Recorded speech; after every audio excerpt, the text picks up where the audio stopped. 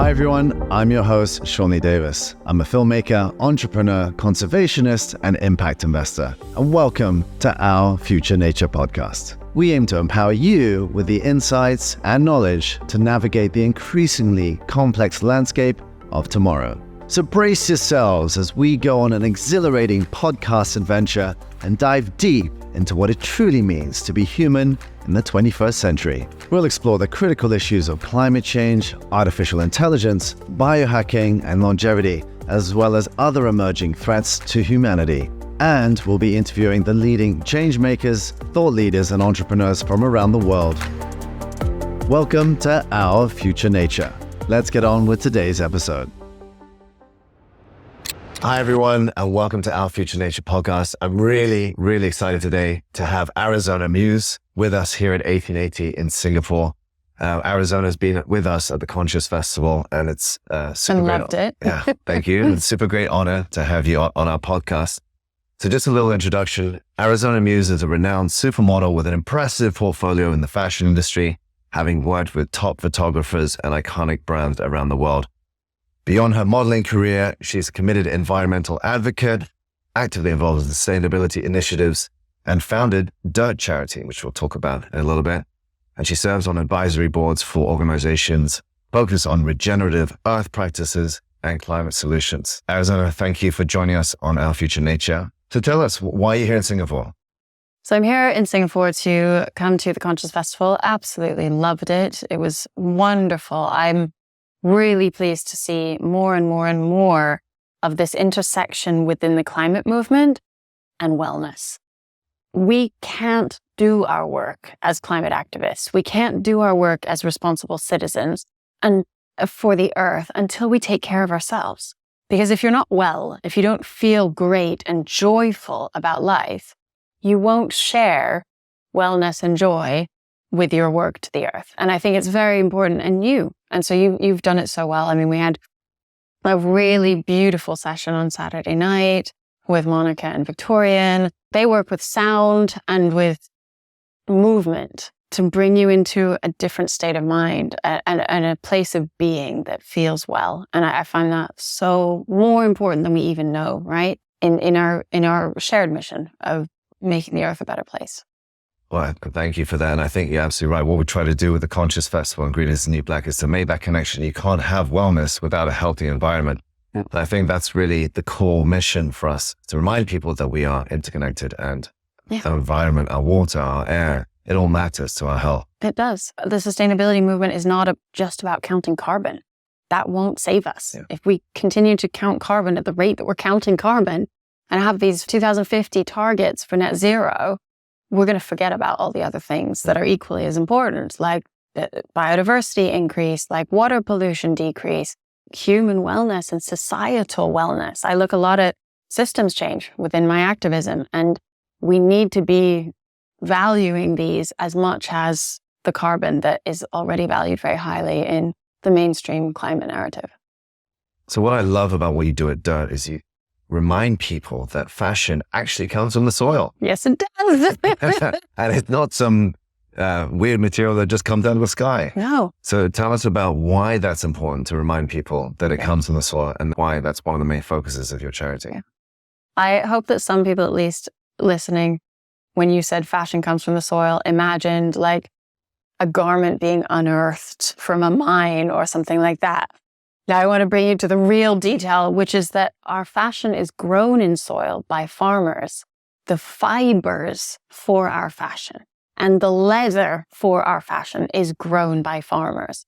And that is something that I was totally unaware of. Even having had a career as a model, I was 6 years into my career as a model. Now I'm 13 years into it. When I realized that, oh my gosh, these clothes, I didn't know where they were coming from. And actually, they don't just grow in factories. There was something before that. There were many steps before that. And every thread of every story in the fashion supply chain, it started in the ground with a seed that was planted, a cotton seed or a mulberry tree seed, and mulberry tree leaves are fed to silkworms, and that's how we make silk. And it's always an agricultural story. And I realized how actually agriculture and fashion are so much more strongly linked than I had imagined. I knew my food came from agriculture. I was aware of that.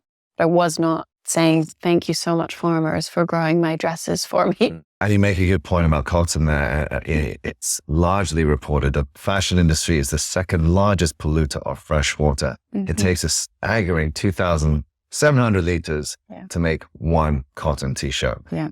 So that's a huge amount of water just thinking about it. Yeah. Much less water to make a linen t-shirt. Yeah. If you're knitting linen, which my favorite t-shirts are knitted linen, it's a very, very nice fabric. It falls on you really beautifully, very different than cotton.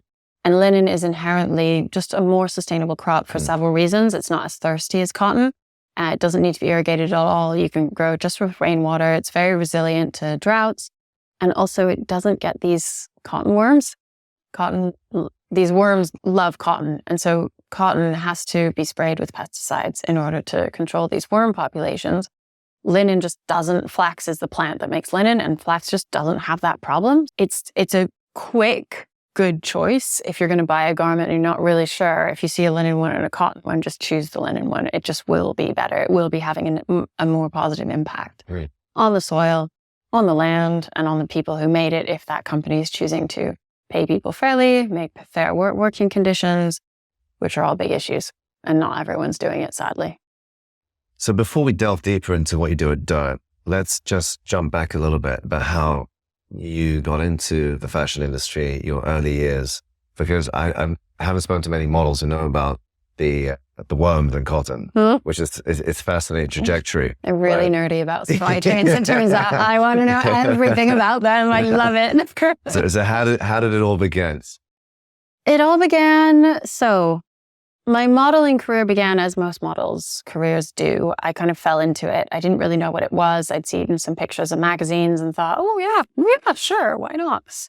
And I was really surprised by how modeling really is, and that it really didn't make me feel good about myself. I didn't look at pictures of me that were like classifiably beautiful. I didn't look at them and go, oh, I look nice. I looked at them and went, oh, I hate myself. Oh, the flaws. Oh, the ugliness. And I just picked myself apart to the point of self-loathing. So my career, as it was going really, really well, and I got very lucky, very quickly I was working with the highest labels in fashion and doing the best shows and being on the covers of Vogue. And it went well. I had a great career. So you'd think I would have felt great about it. My self-confidence and self-esteem were on the floor. I thought so lowly about myself, and yet I was, a role model in a way. And there were people who would interview me and, talk about how lucky I was. And I was like, I hate myself. And yet you had everything that every young girl probably wanted to have. Yeah. Or thought they wanted to have. And it was toxic. I became totally self-obsessed, but in a very harsh, horrible way, punishing myself, hating myself, going to exercise classes and punishing myself and doing it for all the wrong reasons. And just, it was awful. And my brain stopped working. I became so obsessed with just me and the way I look that I had no space to think about anything else. And I felt horrible. And I couldn't really describe it like this at the time. This is retrospect that has given me this insight and helped me to be able to verbalize this. But at the time, I just didn't feel good. And I couldn't figure it out beyond that. And then when I was about 26, 27, I found that I was really interested in the environment. And I started learning about biodiversity. And I started learning about sustainable fashion and how cotton is grown. And my brain began to wake up. And I felt like I just came above water. And it was incredible. And I'm so grateful for this turning point. And now I'm 9 years after that turning point. I feel amazing. I love myself. I'm so kind to my body. I'm gentle on myself. I exercise, but I do it because I love it, not because I'm hating myself. And it's totally changed everything. And now my brain actually works really well. And I remember a lot of stuff and I absorb information pretty well. And I'm doing something with it as well. So my life has purpose. I live a life that is meaningful. And I have gratitude practices, and it changed everything. Changed everything for me. And I highly recommend anyone who's experiencing poor mental health, which is what I was experiencing.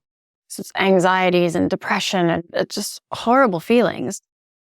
Find something you're passionate about and learn. just learn and go one day at a time and just see how you feel and learn more. And then if you can, when you're ready, start to bring that learning out and start to teach that learning. And that is activism. And we can all find a different way of becoming an activist. And I'm now so proud to say I identify with that word. I know there's a lot of mixed feelings about activism, and sometimes people find activism to be very violent or just too demanding. Activism can be whatever you want it to be. There are so many forms of activism.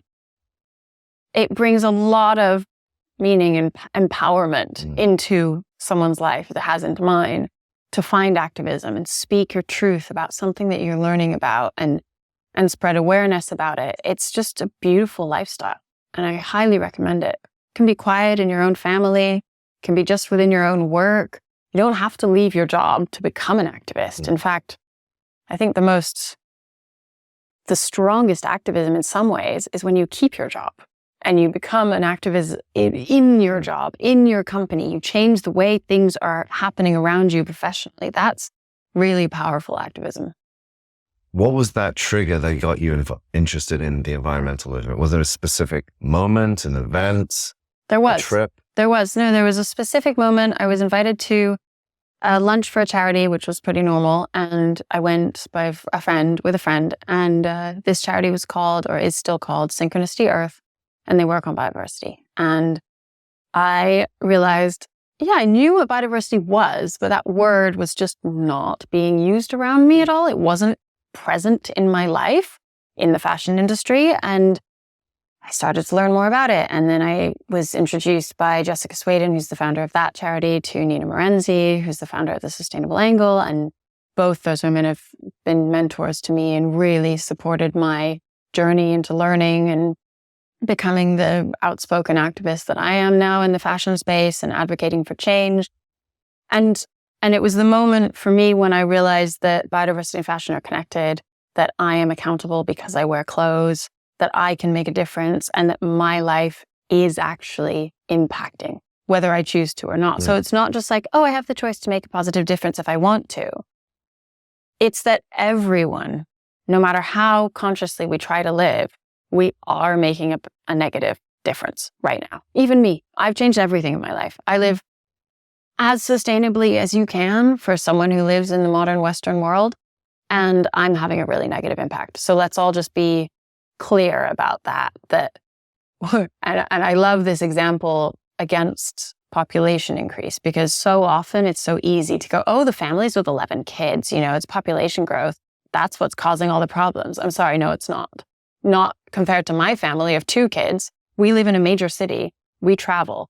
Our impact is so much bigger than a rural family with 11 children. Like, so much bigger. So let's be honest with ourselves about who are the ones in the world who are having the biggest impact, and take that and don't let it sink you into a puddle of disaction, but let it motivate you to change and use your influence and use your power.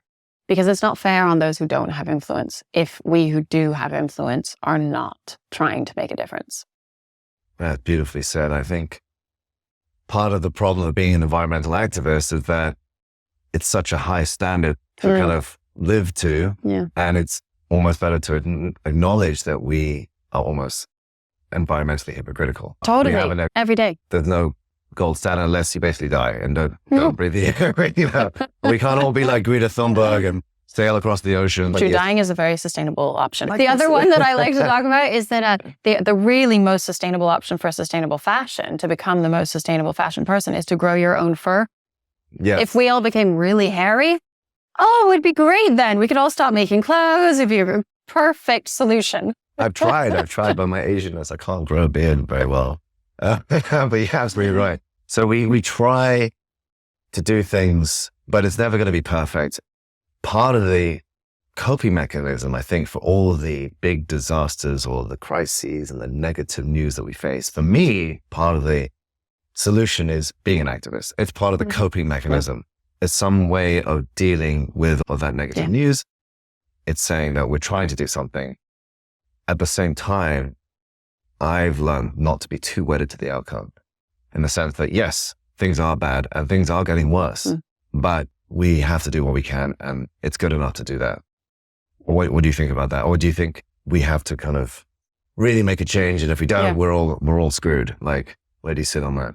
Where I sit on that is I try as much as I can to bring joy and inspiration into the work I do as an activist. And I find this everywhere in the regenerative side of the climate narrative. The mainstream climate narrative is kind of carbon tunnel vision sort of attitude and numbers and spreadsheety, and it's not about wellness, and it's not about self-love, and it's not about all these things that might be sort of hippie derived. But we're not in the hippie era anymore. And watching what the current climate activists are doing in terms of how to feel a life of truth is extraordinary. And I feel, as I mentioned, happier, more involved with my own life than I've ever been. And it's because of this awareness in myself, this inner growth, this decision that I want to be present. I want to live this human life with the most respect and awe that I can. I love that you named your organization All Authentic. I see why you did that. I see you. Yeah.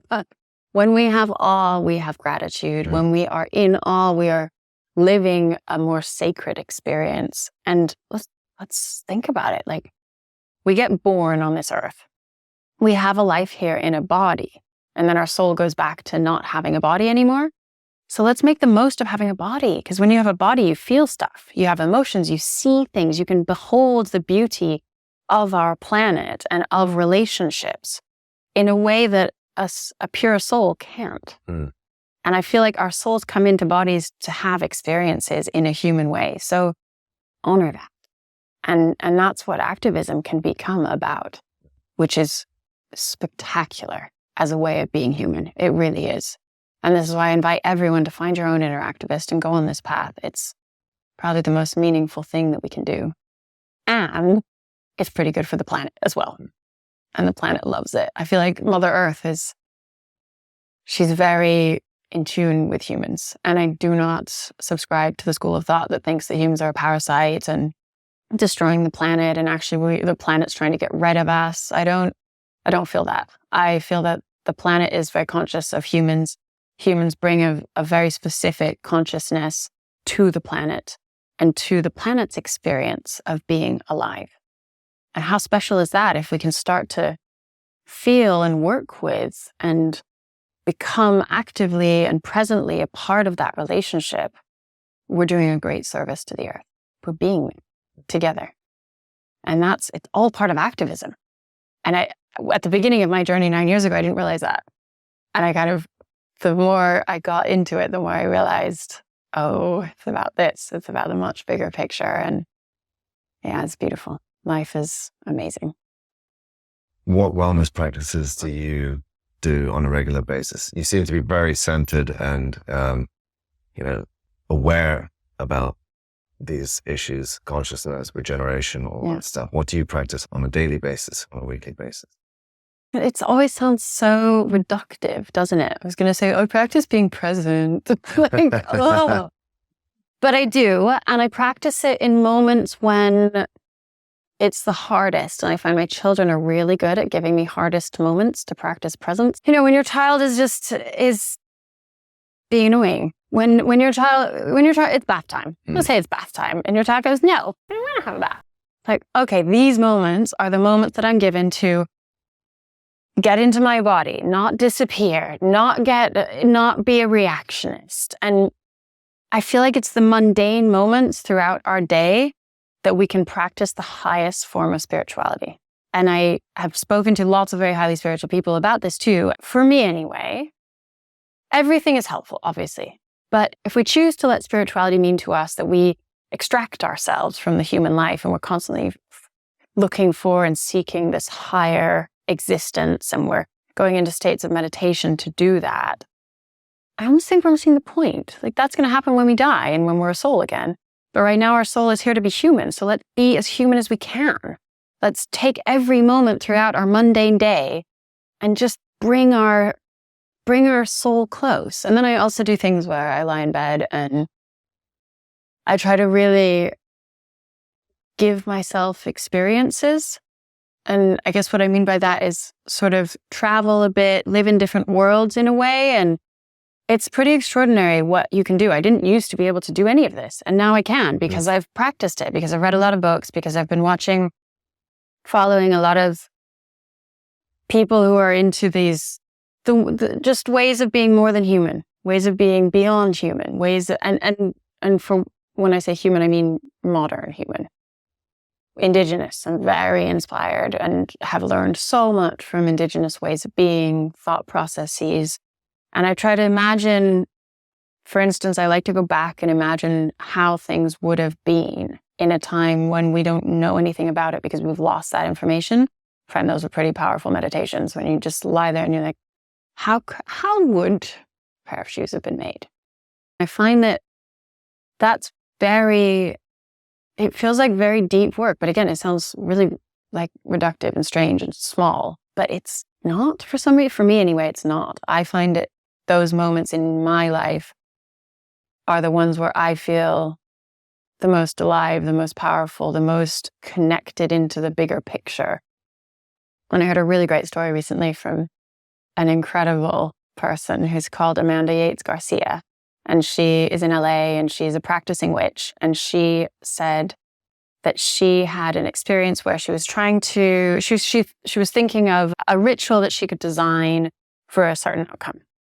And she designed a ritual where she sat and meditated about what the ritual would be. And it came to her that she would have everyone wear this garland that they made out of leaves and then do this specific kind of meditation together. And it was very successful and everybody loved it. And then she read later that a long time ago, the Druids in the UK, they were doing exactly that for this specific outcome. And she was like, oh, of course. And I was like, oh, yes. When you go and seek for the truthful way to do something, you're doing what the people did a long time ago. They went and sought for the same answer. And of course, we're going to the same place to seek the answer. So the answer will still be the same. So all that knowledge that we've lost because of decimation of Indigenous cultures, which is so tragic and it hurts me and hurts a lot of people to think about what has happened and to know what has happened. And the reparations that we can do for that is so valuable. But that knowledge was given, so it can be given again. So we can find that same knowledge. And that I find just mind-blowing. There's an interesting statistic that 20% of the world's population, could be called indigenous, are looking after 80% of the remaining biodiversity. So we need to really empower those indigenous communities who have the knowledge. Yeah. Which brings me to our next point. It's quite an interesting point about indigenous cultures. Have you delved into plant medicine? Yeah. Right. Because you talk as if you have. Yeah, absolutely.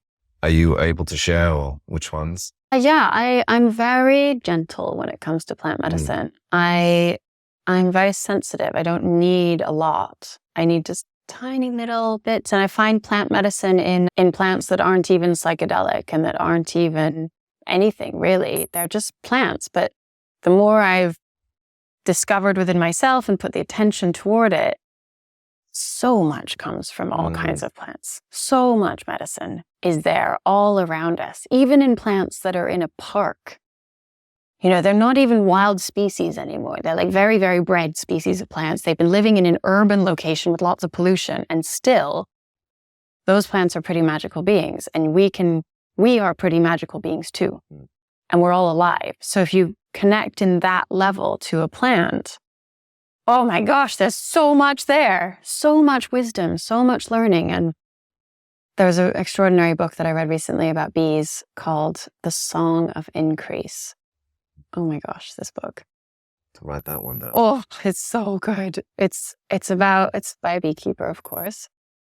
And her name's Jacqueline Freeman. And she writes this book in two voices. One is her voice, her experiences, and then she speaks from the bees' point of view. And then she says, in our voice. And then she'll write hers again, and then theirs. And then this book just goes like that the whole way. And she has clearly very strong communication with her bees, and she takes questions to her bees, or to any bees. They don't have to be her bees.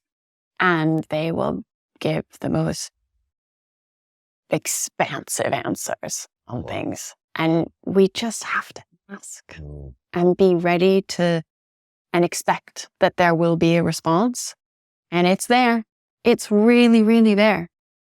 Yeah, I find there's so much locked up in nature and in ourselves. We're very wise beings. I try as much as I can when my children ask me questions not to rely on knowledge, to take myself away from knowledge that I've learned and just to come up with an answer and see what comes. Because I think we need to model that, because we haven't all grown up in a society where that is prevalent, this knowledge-based answer. But if you have grown up in a society like that, it's quite dangerous, because we then rely on knowledge and then we lose connection with everybody because we're just so busy regurgitating things that we've learned. Yeah, I mean, you made a distinction between thought and intelligence and gnosis. It's very different, and we get confused, I think, as modern humans about the difference.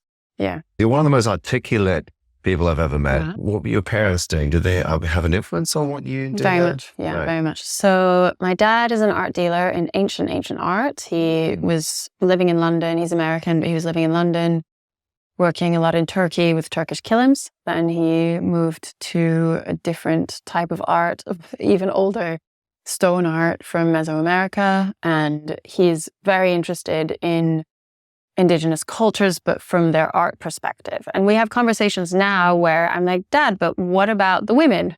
Dad, but what about, and he's not there. He's a man, he's 75 years old, and he's a white man, and he grew up in a very white man's world. And so he's learned a lot. He has an incredible memory, my dad.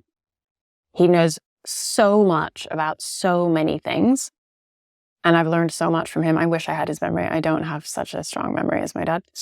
I can see how he learned about all the Indigenous everything through their art and through their ways of being, definitely. But it didn't impact him in the same way that it's impacting me, because I'm going to learn about Indigenous people through their daily practices, through how they treat women, through their sexual ideas about sexual relationships, through all of these things that were culture more than artifacts.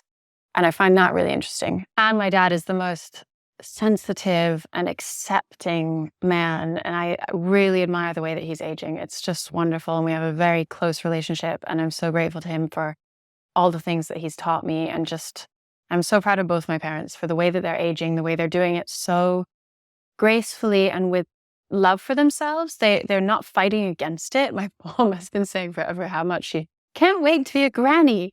I remember this from when I was like 5. It's a bit early, Mom. And I do really like that, especially in this day and age where I think we're being told a lot by advertising that we shouldn't age and that we should stay young and that we should want to be young always. And I have parents who are modeling a different story for me about getting older being wonderful and a great thing to do in life. So that's good. Sound like great parents. They are. They are. Yeah, I'm really lucky. And my mom she was a textile restorer. That's how they met. So she's very interested in textiles and colors and plant dyes, and she knows how to make an old textile. And she's English, and they met in London. Then they moved to Arizona, and I got my name there. It's my real name. I was born with the name Arizona. Grace, and Muse is my dad's last name. Got lucky. And then, a great name. I love it now. I didn't like it so much as a child, but then my mom pursued, when she was 50, she went back to university and got a degree as a psychotherapist and works mostly with families and is quite experiential in the way that she works as a psychotherapist. She has done a lot of family constellation work, works a lot with the way trauma is held in the body as well as in the mind. She uses talk therapy, but it's not the only modality. She does a lot of art therapy as well. And she's very spiritual. They both are very spiritual. My dad found a lot of spirituality. They both rejected the religions that they were raised with and just raised us without any religion, actually, which I kind of then made me very interested in religion. It's like, what am I missing? There must be something great in there. And my mom recently has become a miraphor, which I didn't even know what this is, but a miraphor is the word for the ancient Egyptian priestess who was the one who made the sacred oils for healing. Wow. So my mom has become that. I have to speak to your mom. She's quite amazing. And that learning she's been telling me, is about deep, deep meditations with a plant. And she grows the plants that she makes the oil from. She meditates with them, communicates with them over the time that she's growing them. It's a really powerful process. This is the most amazing thing I've ever done in my life. And she's done a lot of amazing things in her life before that were all very meaningful. And that she says this means so much. And these oils that she's making are pretty extraordinary in what they can do. She's been telling you about just things that she's been healing on her friends and on herself with the use of these oils, that they're just like mind-blowing results far beyond what modern allopathic medicine can offer us, and absolutely not harmful in any way, just really supportive.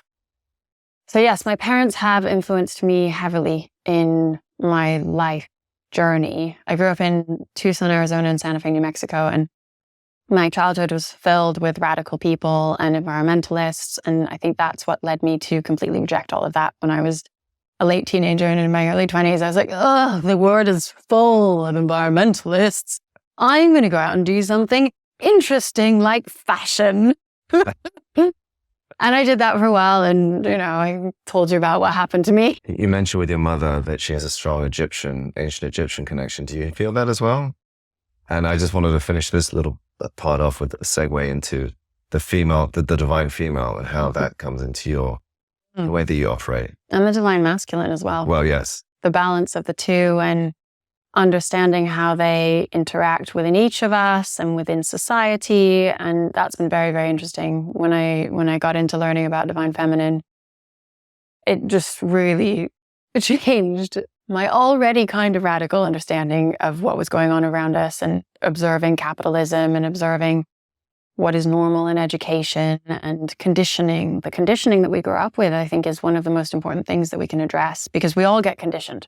Conditioning is not a bad thing, and it's not a good thing. It's a thing. It's neutral.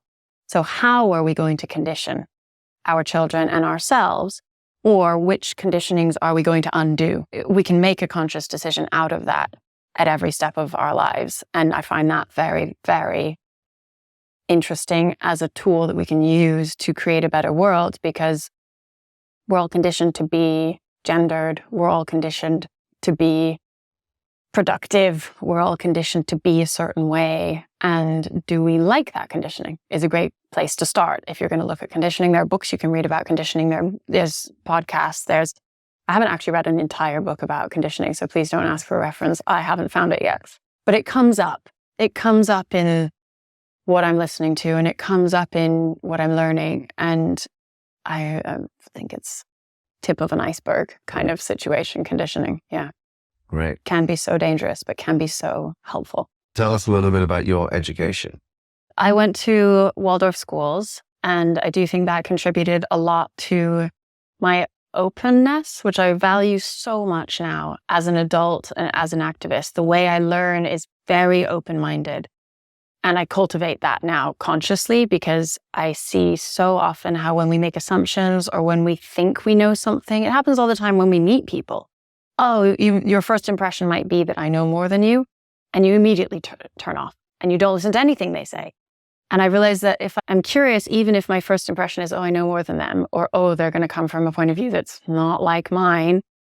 And if I let that aside, then, oh, there will be such interesting things that person said that I wasn't expecting. And I really attribute this open-mindedness and this ease and fluidity around open-mindedness to Waldorf education. It just lets you be. And it teaches you a lot. I think there's a lot of misunderstandings about Waldorf that you don't learn anything. And that's not the case. It's a very structured education. You learn a lot, and you end up not being indoctrinated. And that's pretty cool. Did you go to college? I didn't go to college because I was modeling. No, I would. It's one of my deepest regrets is not to have lived in a dorm. So much fun. I missed that. I missed that. Okay. And everyone's like, well, you could go back to university. I'm like, yeah, but I wouldn't live in a dorm at 35. You can't live in a dorm with 18-year-olds. So even if you did, it would be weird and not the same.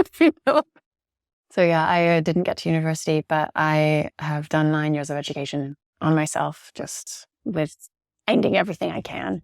Our Future Nature is brought to you today by Authentic Gallery. Authentic Gallery makes buying and collecting stunning and impactful art easy with a high percentage of proceeds going towards our vetted partner charities. If you want to buy art and contribute to an impactful cause, well, check out Authentic Gallery. That's spelled AWETHENTIC gallery.com. As a special treat to my listeners, you can use the discount code OFNPOD. That's OFNPOD to get a 10% discount off all of my limited edition prints.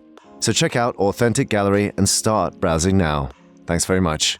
Arizona, what do you think of Singapore as a green city? I'm loving my time here. I've never been here before. Our hotel has plants everywhere, really amazing. However, I feel like I've never seen or touched the ground the entire time I've been here.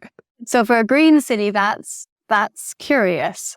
That green here means green in the air, not green on the ground and not very earth connected to me. It's interesting to feel, but I'm aware also that it's in the consciousness of people. There's a lot of sustainability related initiatives. There's a lot of impact investing I keep hearing, and I'm very interested between the intersection between fashion and finance, because we will not change this industry without investors changing their investing behavior. And I know that Singapore has loads of investors, and I'm glad to see that people are more and more consciously thinking about this. Yeah, there's a huge amount of innovation, and you might have seen some of the brands that were at the Conscious Festival. I feel, as do a lot of people, that there's a big gap between do and say, right? A lot of these people say, we're going to invest in initiatives to do with ESG and be more sustainable, but there's just not enough capital going into it. Yeah. What's your experience been with that in terms of the investment side? So I'm also experiencing that there's so much capital that's ready to go into impact or ESG or sustainable investing, whatever we want to call it. All of them is what I mean. And then there's not enough education about where to put it and where to have the most impact. And so then what happens is that the loudest mouths and the people who are closest and you could say most privileged are receiving the impact investment. And that to me is a little, we need to think about that, because there are so many businesses that are doing really, really high quality sustainability solutions, but they don't have the loudest mouths. Maybe they don't have the most charismatic fundraiser, or they're not at the right conferences, or they don't have the privilege. So they're just not there in the circles of finance. So I really encourage finance, people within finance who are looking for investments, go a little outside, go beyond the conferences, go beyond the circle that you know, because the solutions are there and you'll be then the pioneer finding them. I can help too. I love connecting finance in with really amazing businesses who are just doing the right thing, high impact and high standard of sustainability. And it can happen. I just do see that where it's a little bit of a silo of finance. Yeah. With Dirt Charity, obviously it's a charity, you fundraise. Where does that money go to for the listeners who want to donate? Please do donate, listeners. We would be so grateful. It's a shameless shout out. You got to donate. There'll be a link at the end of this podcast for you to donate to Dirt. Amazing. Thank you. We are so grateful, and we use your money very, very wisely. We offer high bang for your buck, let's call it.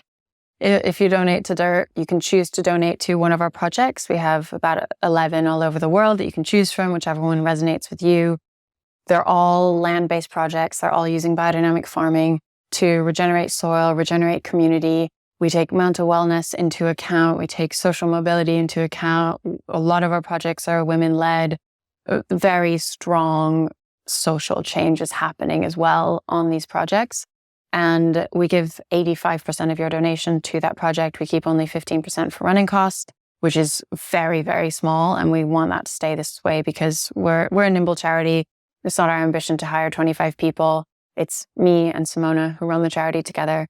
And that's why we can offer this at such a low cost in terms of admin. And then we also have 3 other initiatives that we're working on as well as the projects, which are the certifications. So we're working with Demeter, who's a global certifying body who certifies really well and has great impact in the food space, but they don't yet work with the fashion industry. We are facilitating the creation of certifying standards for them so that they can begin to guide and help the fashion space move into a regenerative future where our clothing is not just grown without chemicals in a very healthy way that regenerates soil, composting, animal rotation, all of these things, but also processed without heavy duty chemicals in a way that pays people well. And then at the end of the circle is, of course, the decomposition of the garment. Eventually, we have to realize we're all just making trash. Beautiful trash, amazing trash that I'm going to wear for a really, really long time. I do look great in this trash. Thank you so much. Thank you for me for making this trash. This is holistic. The label, I love this dress. I've worn it a lot of times, but the reality is, even if I give it to my daughter who's 5 right now, eventually this dress is trash. That's the point I'm making. Eventually someone will throw it away. So we need to make sure that our garments, when they do get thrown away, whenever that may be, after hopefully hundreds of wears, they become food for the microorganisms in soil, composting. So that's a full circle of the circular economy in fashion. And too often I see these infographics of fashion circular economies that are just in the air, like circle in the air. No, eventually it has to come back to soil, and eventually it was from soil. So let's start putting the earth in the beginning and the end of these circles of the circular economy. So we're creating those certifying standards with Demeter. And then the last 2 pieces of what we're doing and where your money goes to when you donate to us is we have 2 funds. One is we've nicknamed it our Systems Change Fund, because that is funding the biodynamic movement. The biodynamic movement is nearly 100 years old. They have an incredibly strong infrastructure, but it's small. And we are funneling funds toward their biodynamic association so that they can promote and inspire with biodynamics in a stronger way. And the colleges, our education fund, so that the biodynamic education centers can graduate more and more students. Right now, there are a lot of them, but they're very small and they graduate maybe 10 students a year. And imagine the impact if we were graduating 100, 150 students a year from each one of them around the world. There are about 60 of them right now. So this movement is all ready to grow. And we are a tiny organization, but do not be fooled. We can absorb indefinite amounts of funding. Like if someone's ready to give 300 million, we're ready to receive it. We know exactly where we deploy it. We're not a tiny organization in that we can't accept big amounts of funding. So if you are a big firm and you have a big philanthropy budget, please consider DIRT, because we will use your money really wisely, and you can choose where you want it to go, whether you want to support a project or 2, or whether you want to fund this transition in the fashion industry, or whether you want to contribute to our 2 funds, or a combination of any of those. Amazing. And you mentioned regenerative, which has been bandied around a lot this year. It's been the regenerative year. Yes. And you mentioned biodynamic, which is usually associated with, say, biodynamic wine or biodynamic food. Yeah. How does that work in the fashion industry? Or what does it mean in the fashion industry? So let's start with the word sustainable. It used to mean a lot. Like it used to mean that your clothes were having a positive impact on the planet and people. Now the word sustainable is being used really loosely, and kind of everyone uses it. And if you've made one cotton t-shirt once, you can say that you're a sustainable brand, and there's no regulation on that word. And the word regeneration and regenerative is a stronger word than the word sustainable, because let's just think about the meaning. So to sustain is just to keep it the same. To regenerate means to make it better, more lively, more healthy. To restore means to bring back life to something that was maybe kind of dead. I'm thinking of landscapes here. All these words are great, but also they're just words. So we really need to look at the actions that are being taken behind those words to assess whether a company is doing the right things or not. And the industry of fashion is rife with greenwashing. My definition of greenwashing is just that if you're congratulating yourself on an ambition or a target, if you're telling me to clap for you because you have steep ambitions, I'm sorry, that's greenwashing. You haven't done it yet. Tell me to congratulate you on things that you've already done. Tell me about what you've achieved in the past. It's okay to have ambitions and targets, even better to have roadmaps. But we cannot applaud ourselves on the things we haven't yet done because they haven't been done. Maybe we won't ever do them. We don't know. So that's greenwashing to me. So to avoid greenwashing, tell me about the things you've already done. You mentioned a good point there about greenwashing, and a lot of brands claim to be sustainable, but they're not really, but they are trying. The fashion industry, by some estimates, produces 92 million metric tons of waste every year going into landfills. Oh my gosh.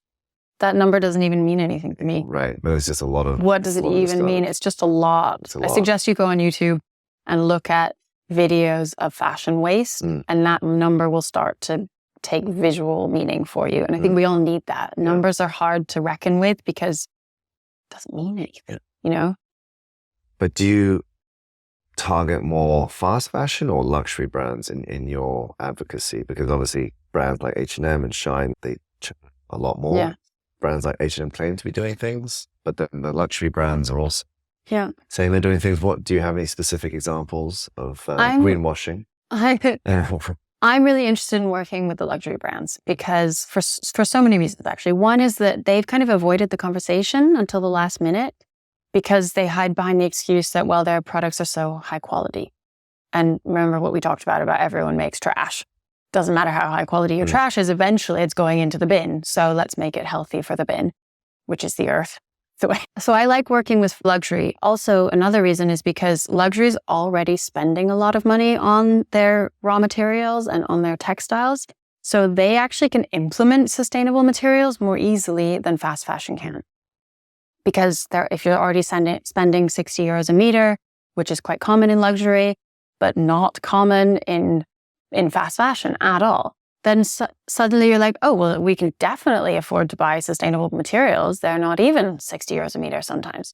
So I think that's an important place to recognize that actually luxury is a low-hanging fruit in terms of impact and change because they can afford it, because they're already spending that money in their supply chain. And there's a lot of work to be done in luxury and in marketing as well, because luxury is very much the tippy top of the responsibility and accountability when it comes to advertising. And the desire for something is often spearheaded by luxury, and then it seeps its way down into fast fashion. So I think there's a lot of accountability, which is exciting to be taken. Taking accountability feels good. So in my activism, I always encourage people to feel good, like take accountability because it's great. It leads you to a really good place, and then you can take action. And so I don't see it as, I'm not like calling luxury businesses out. I'm just really excited to work with them and show them that there are solutions. It's not as hard as they think it is. I work with brands as a sustainability consultant, and it's really not rocket science to make a sustainable supply chain. And sometimes it costs more, but sometimes it saves you money. It's about logic as well. Sustainability, I find that if you're just going to go at something with a logical mindset and find a solution and solve a problem, you'll get to the answer that is the most sustainable one, usually. In an ideal world, what would these brands be doing? Like in terms, I really don't have time to go into the full supply chain, but are they recycling more? Are they using more biodynamic materials?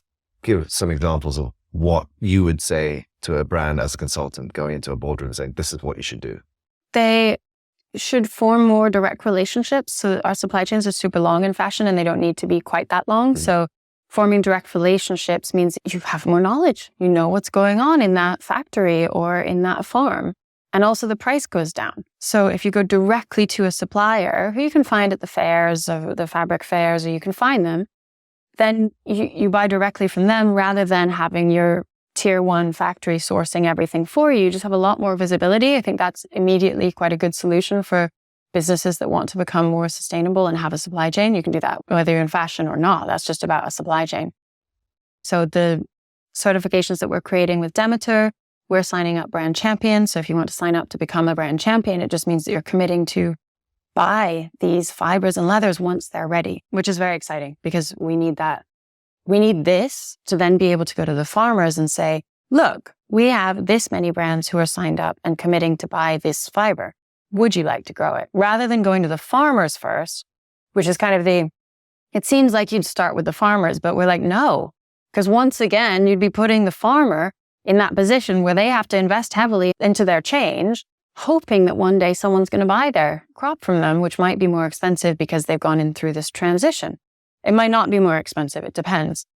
And so we're going first to the brands and getting the commitments. And then we can say to the farmers, we have X amount of commitments for wool grown biodynamically. Would you be interested in buying the wool knowing that we're cultivating this marketplace for you? And I think this is a much more regenerative approach to doing business along a supply chain than we've historically seen. Who's at fault here? Is it the brands? Is it the consumer? Or is it the government for not regulating? It's government. Yeah, absolutely. Put the blame on the government. Businesses just do what they're allowed to do. Consumers just buy what is in front of them, to put it simply. So government. But government is made of humans, isn't it? Well, so it's supposedly elected by humans. Need to make decisions that support a future that is better for the two sectors of business and citizens. And citizens need to elect people who are good. But that's a really long conversation, isn't it? How do you grapple with, there's a certain amount of hypocrisy that you're still in the fashion industry and you're advocating for it to be more sustainable. Because you, don't get me wrong here, I mean, you earn an income from the fashion business, right? Do you not work with certain brands now as a result? Definitely. I've changed a lot about who I work with and why I work with them, what work I accept. I'm also kind of old. I'm 35 now, so I don't get it. I know, but on model ages, it kind of is old. So I don't get as many options. It's called an option when a company puts an option on you to model. I don't get as many options as I used to. So luckily, it's easier for me than it would have been had I tried to do this 13 years ago at the beginning of my career when I was super selective. My agents were super selective and about who I was working with, but not on the criteria of environmental wellness. They were very selective on totally different metrics of prestige and names and things like that. So it's, but yes, I just won't work with business if I know that they're doing everything wrong and I know that they're not even starting the journey. It's not worth it. It's not worth it. And I'm lucky that I can say no, and I hope that another job will come in with a brand that is doing something better. And I love when it happens that I'm chosen because of my activism to model. That's a great feeling. That's like, yes, it's all worth it. It is. They are seeing, the fashion industry is noticing that this does need to change. And that feels really great. Like I have a Chloe perfume coming out soon and did Brunello Cucinelli perfume as well recently. And both those times I was chosen for my advocacy work. Thank you. That feels really good. Wow. Yeah. What does it smell like? It's not either of them.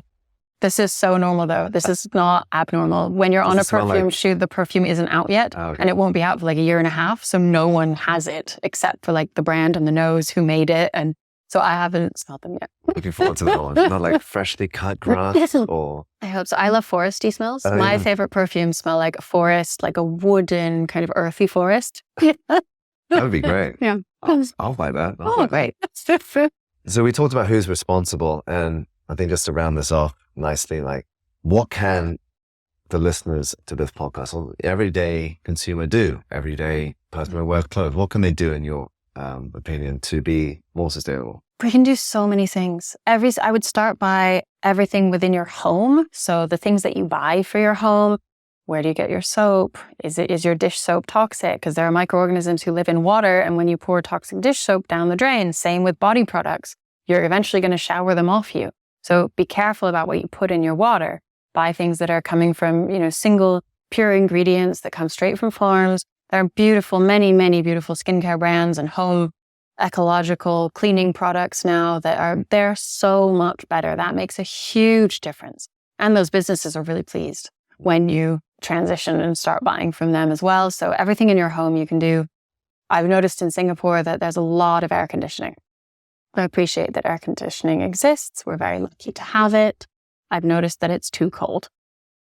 Imagine if you have an air conditioner and you decide to raise the temperature by 2 degrees all year long, maybe 3 or 4, and turn it off sometimes. You would save so much energy, and that would be really, really valuable to the earth. And think about these things. Like, we have a lot of control in our individual lives, actually. And it's kind of fun. It's like a game to start playing. How can I have a lower impact? How can I have a higher positive impact? It's nice. In this era of high interest rates and the cost of living crisis, a lot of people can't afford to spend more on more sustainable products, or at least that's what they think. These products may cost more. Yep. What do you say to that? What I say to that is that speaking from my own experience, I'm someone who feels incredibly privileged to know that I have enough money to buy a more sustainable product. I am very lucky, and I recognize that the majority of people do not have that choice. So I feel like it's my responsibility to make the better choice, to spend a little time educating myself, to find the better product, to find the better brand, to support the better business.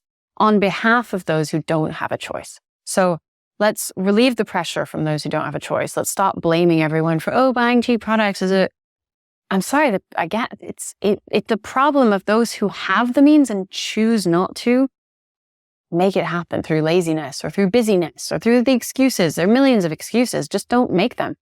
Just don't. Just spend a little time. Just buy the right product. Go to the right grocery store. The one who's sourcing the good products from good farms. If we are so lucky to have the money to do that, it's our responsibility to spend it well. A little bit of a roundabout answer, because it's not my place to give advice to someone who doesn't have the means. They know best how to live their lives. They know what they're living with. They know where their edges are. Let's just respect each other for where we're at right now, and you look after yourself and what you need to do. And if you have the money, please start spending it in the right places. What would be your advice or top 3 tips for aspiring models or aspiring activists? Maybe there's separate tips for that, but the young girls who might be listening and wanting to be like you one day, what would you say the main points would be? For models, I would say always have a passion as well as modeling. Treat modeling as an as well as. Even if it becomes your only career, that's okay if it's your only income, but don't have it be your only interest, because it will absorb you and consume you like it did me, I think. Because I don't think I'm an anomaly. From the other models that I've spoken to, it's not just me who got pretty destroyed by modeling. I'm sure there are some who didn't, but maybe it's because they had another interest as well and a strong passion.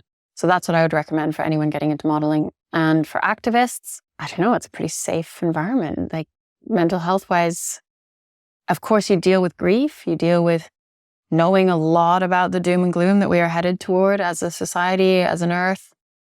That can be really staggering and overwhelming. And I would say lean on people, build community around yourself. Don't do activism on your own. It's not meant to be alone. It's very lonely if you do it alone. I was very lonely at the beginning of my activism.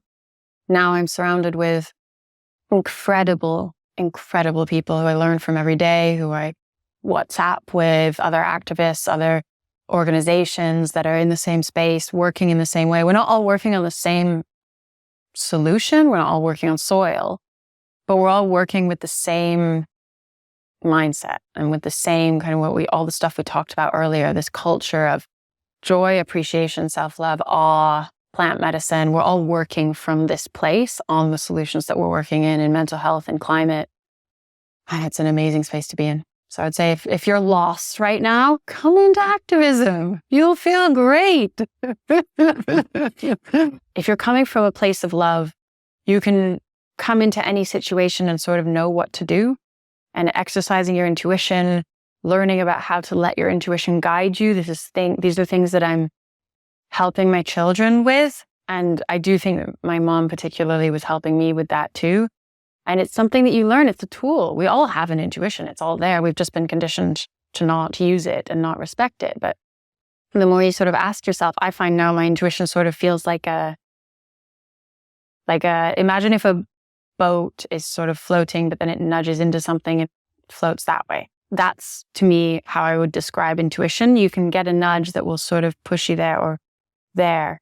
Or you think, oh, should I do this? And you get a nudge. No. Okay, try something else. Do this. No. Do this? Yeah. That didn't get a nudge saying no.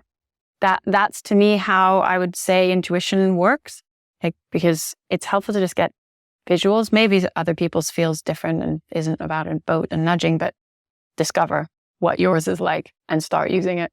And then just finally, as a mother, how do you feel for the future of your children? Does that worry you? Yeah. A lot of eco-anxiety in society right now, a lot of women saying they're not going to have children because they're worried about the future. What would you say to them? I totally respect choosing not to have children. I've heard some pretty crazy comments from parents to non-parents saying things like, oh, I never felt true love until I had my baby. I'm like, don't say things like that. It's just not helpful. It may not even be true for everybody. So let's be careful that we respect each person's choice. And if you're choosing not to have children for whatever reason, or if you can't have children for whatever reason, that's also a beautiful life path. There's nothing wrong with that. And it's not lesser than. And I get quite worked up about that, actually, because I have plenty of friends who choose not to have children. And I'm like, I hear it. I hear these comments coming, and it's hard. I know from their experience, it's really not friendly to hear these comments from parents being, kind, but just thoughtless and not experiencing with someone what their experience might be. I think about my children's future a lot. Obviously, it is what it is. We're all here. We're all here. We're all going to experience this. It's not going to be easy. Look at climate migration. Climate migration is the biggest issue we're going to face in our generation. And at the same time, I feel so blessed to be alive right now and to watch this happen. I will know the outcome. If I live to be an old lady, which I hope I do, I will have seen whether humanity transitioned or not.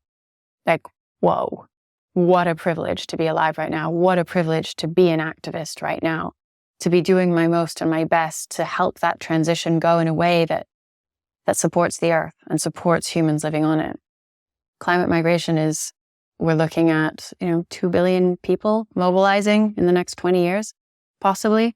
Who knows? It's a prediction. Predictions could be wrong. It could be more than that. Could be less than that. We have a lot of wars going on already right now. Imagine the increase in the number of wars that will happen when 2 billion people are on the move, because they cannot live where they're living right now, because they cannot live in their ancestral lands. And right now, we seem to wait until people are desperate to help them move. Look at how hard it is to get visas. We are so stupid sometimes, humans. We are so idiotic in our behavior and the rules that we make that we've fabricated. We're making this up as we go along. We might as well make it up in a good way that tells a good story. How about we welcome those migrants before they get desperate? How about we welcome them before they get poor, before they get angry? How about that? What if we were to do that and welcome them in a way that helps society grow? Wow, what is your culture bringing to me? Thank you so much for bringing your culture to me. Not this kind of oh, I'm so nice to let you into my border. This attitude it's disgusting, actually, our attitude to migration and to people moving around these lines that we've drawn in the sand. I'm, very interested to work on that in the future. How do we work as a globe, as a united globe of humans and animals and plants that will have to travel? We will have to. It's not going to work to live in the distribution that we are right now because of the changing climate. Well, I see a very tough question with the final one. Okay. The Israel-Gaza war is ongoing as we speak. That's a whole nother interview. But as a mother, how does it make you feel to see millions of people being displaced, or at least tens of thousands being displaced again because of war? It makes me so sad. And I just send so much love to the people on all the sides. So many people affected.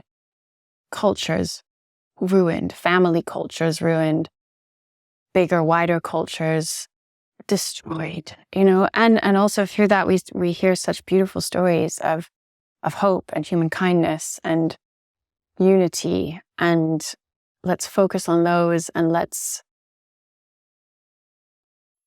use everything as a way to build a better future, as a learning example. Although it feels really disrespectful to say, oh, you're a learning example to the people who are there experiencing that now. So let's also honor that we cannot accept that some people are a learning example and that I'm not. I'm fine. That's not fair. So we need to, if you're fine right now, do everything you can for people who are not fine right now, because that's the only way we're going to change things, is if everyone pulls their head out of the sand and goes, okay, I'm fine, so let me do something, because I'm so lucky to be fine right now. Do you feel we have enough female representation in corridors of power? No. Women make very different decisions than men. I love men. I love women. I think everyone is equal. I want everyone to have equal opportunities. And I also recognize that women make different decisions. So in a farm scale, you see female leadership in farms making decisions such as planting a new row of trees if they have an extra investment to make. And the trees will grow roots and help soil health. They'll also shade for the animals. Whereas a male farmer will often invest in a new tractor. It just is true. I would get a new tractor. I need a new model. It just happens. So it's a very like pragmatic approach. So when I say we need more female representation, I don't mean like women are nicer. No, it's a very logical reason. Women make different decisions, and we need those decisions to be made in leadership roles. Because right now we've seen what the world looks like when we have a lot of men in leadership roles. It's what it looks like now, that it has been men who have made our world. They've done a great job in many ways. And in some ways, they've done a horrible job. So let's bring some different representation in, and let's make them feel welcome and like they belong. Because it's one thing, I see this with Indigenous people a lot. They're brought in a way that is, it's kind of like they have to bend over backwards to be there. What about the white men in suits going to the forest to consult with Indigenous people? Sit with them. Don't sit them at a table in your white country and ask for their advice, because I feel very uncomfortable sometimes. And when I'm uncomfortable, I don't give my best advice. So if you want the best advice and the best, that when someone's just there and they just feel good, go to their environment and also see what you can learn from their environment, because there's a lot to learn there. And when you extract the person from the environment, you don't see the whole picture. So I think we have so much work to be done about how we bring other voices to the table. And is it even a table that we should be sitting at? Love it. Thank you so much, Arizona. It's a real pleasure having you on the podcast. We can go on for hours. Me too. Thank you so much. You're so articulate and really You're very good at that. Yeah. Wonderful interviewer. And for any listeners, of course, check out Don't Charity, and we'll send a link so you can easily learn more about what they do, and hope to have you back in Asia soon. Loved it. Thanks for having me. Thanks so much. Our Future Nature is also brought to you today by Authentic Journeys. Authentic Journeys brings together high-performing entrepreneurs, CEOs, leaders, and changemakers with ancient and modern modalities for intense personal growth to deeply align your individual and our collective purposes for positive change in the world. All of our trips are carbon offset, and we only partner with companies that have sustainable practices and credentials. Let us take you on a journey that will enrich your mind, body, and soul while helping the planet and local communities. Check out AuthenticJourneys.com. That's AWETHENTIC Journeys.com to learn more about our upcoming wellness experiences, travel adventures, and retreats to help you find your awe. Thank you for tuning in to Our Future Nature. Please remember to like and subscribe to keep up with the latest episodes. And if you enjoyed the podcast, it'd be really helpful if you could take a few minutes to leave us a review on Spotify or Apple Podcasts. Please also follow us on Instagram and Threads at Our Future Nature Pod for behind the scenes and additional resources, or on X at OFN_podcast. That's OFN_podcast. You can find our social media pages on the podcast episode description. You can also follow me at Lee-Davies if you want to be updated on the work that I do in green entrepreneurship, advocacy, and conservation. And finally, Our Future Nature is powered by the team at Authentic Studio. Thanks everyone, and see you next time.